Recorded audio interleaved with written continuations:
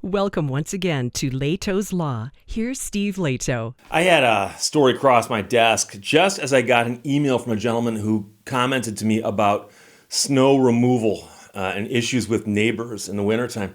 And it's interesting because this story is from the Midland Daily News out of Michigan. There's a Midland in Michigan. I know there's a Midland, Texas, and a Midland in a few other states. But the city asks Midland residents to leave snow plowing to the experts. Now, I know that the city didn't necessarily come up with that phrasing of that. It's probably a headline writer at the Midland Daily News. But the biggest question, of course, is what's so complicated about plowing snow? Well, there actually is something going on here. With winter weather looming, the city of Midland asked residents to please leave the snow plowing to the experts. I've seen stories in the news recently about people taking matters into their own hands with the public roadways. People filling potholes. I've heard of people filling potholes in the road. I've also heard of people who've gone out and plowed a road because the city didn't plow it soon enough. So residents are discouraged from plowing snow on the public street for a number of reasons. City Department of Public Services crews have the experience, the equipment, the safety features, and proper insurance coverage needed to safely and effectively plow the city's streets. And by the way, watch what happens if you try to file a claim with that insurance policy. But that's another story altogether.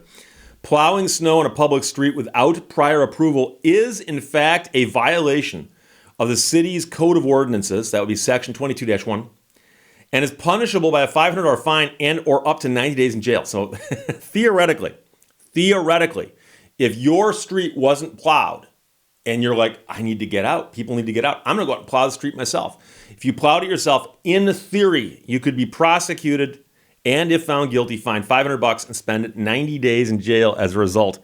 So in addition, residents are reminded to keep all shoveled, plowed, and or blown snow from their driveways and sidewalks on their private property, not on city streets or sidewalks. And I can tell you that a lot of people break out the snowblower, and as they work toward the street, they throw the snow into the street. The thinking is that cars will run it over and melt it. It'll go down into the drains, or a snowplow will come by and push it off onto the side of the road. Of course, the side of the road is your next door neighbor's front lawn.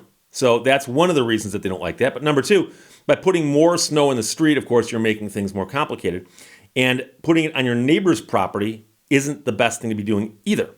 So when plowing or blowing snow into the outlawn area, please be sure that doing so does not create a vision obstruction. So again, plow your driveway, keep the snow on your property, but not in such a way as to block the view of other people driving by your property or your view as you go down your driveway. And I remember, I'm trying to remember this, I think it was about 3 or 4 years ago. We had a really bad snow. And I didn't have a snowblower. And I thought, well, you know something, this is the first bad snow we've had in a while. I'll just go out and shovel. I remember shoveling snow for a better part of a day. And I'm like, okay, this is no fun. But where do you put it all? So make sure it doesn't create a vision obstruction. Plowing snow into or pushing snow across a public roadway violates Section 257-677A-4 of the Michigan Vehicle Code and presents a safety hazard to motorists, including you. So, by the way, just to make sure you understand this, they're saying that you can't plow the road, you can't put the snow into the road, and you can't even push the snow across the road onto some other property, even if it's your property. Because theoretically, you pushing that snow across the road is you plowing that road. I mean, if you think about it, you are. So don't do that either. So for more information on the city's snow removal response, you can visit cityofmidland.gov/snow removal, or you can call the DPS, and trust me, they'll enjoy it when you call them and ask them questions about snow removal. I'm not going to give you the number because you don't need it. Residents can receive snow team updates during weather events by following the City of Midland on Facebook or on Twitter at City of Midland MI, or by signing up for the city's email list, etc., etc. The email I'd gotten from somebody was asking about the etiquette of putting the snow someplace else. And I've seen people who have used a snow thrower that throws the snow quite a distance, and they throw the snow into their neighbor's yard. And I've also seen people who throw the snow across the street, and it might be that their driveways don't line up. So they're throwing the snow into a yard, but it's not their yard. Now, here's the thing. Generally speaking, more snow in your yard probably isn't going to hurt anything, assuming that it's just grass. I mean, if you have ornamental bushes or something, maybe, but let's assume that you've just got grass out there and you get 6 inches of snow and your neighbor shoots the snow across the street onto your lawn. So now you have got 8 inches or 9 inches in a section. Did that hurt you any? No. Was it nice? No. Throw it in your own yard. But I've heard of people getting into these little snits with their neighbors because somebody wasn't paying attention and shot a bunch of snow into their neighbor's yard. So the other neighbor's got a snowblower, throws it right back at them. It's like an adult snowball fight. But this is the kind of stuff you got to live next to that person. Just you can deal with it the way you want to deal with it, but obviously watch where you're throwing your snow. It reminds me of problems with leaves. Now, some parts of the country, you don't rake leaves as much as you do in other parts of the country. And so, for instance, Florida, maybe, I don't know, California, some places. But in Michigan, I can tell you right now, heaven forbid you've got a couple big old oak trees and a couple elm trees on your property, and they dump their leaves. And, you got leaves like this on the grass. And you got to remove them. You got to rake them up and bag them.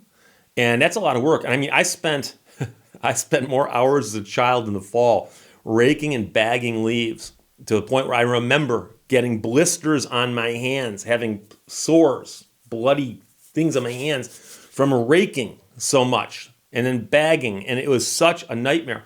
And I can tell you that there are some neighborhoods where you can drive through in the fall and see yards that have hundreds, I'm not exaggerating, hundreds of bags of leaves out. And they've got trucks that go by and grab all of the yard waste bags.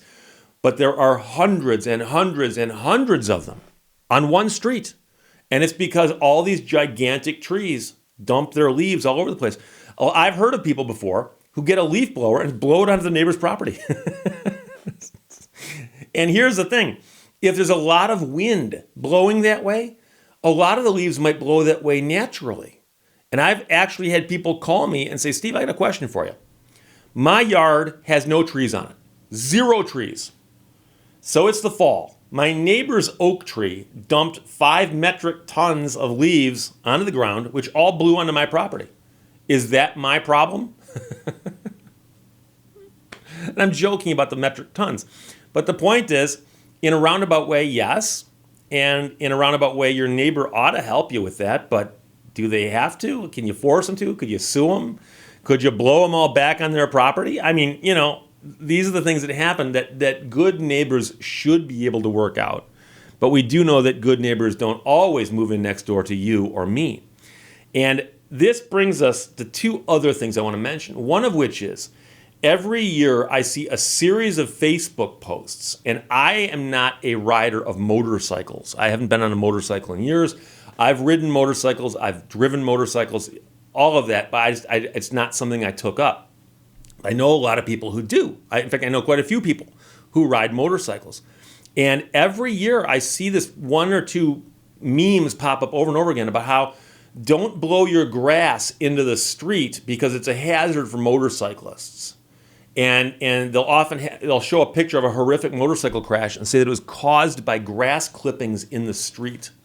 And my question, I'm asking this as an honest question, how often does that happen? And is that seriously the hazard that people say it is? 'Cause I can see if you had a blacktop road that wound around like this, and just as you're coming around a curve, somebody had blown a ton of grass clippings right there. I can see where going around a curve, that'd be a problem. But just going down flat pavement in a straight line, is grass that big of a deal? Or is this simply the situation where it's like, hey, look, dude, you can blow that stuff anywhere. Just don't put it in the street because it might be a hazard, and we don't want you making that call. Just don't do it at all. So I'm just curious. I'm not belittling it. I'm simply asking, as someone who doesn't ride a bike, motorcycle, whether or not that is actually as serious of a thing as it's made out to be with the Facebook memes. Because I've seen some Facebook memes that are just... But back to the snow plowing. We're talking about the professionals who are running the snowplows. They know what they're doing. They are the pros. Let them handle snowplowing.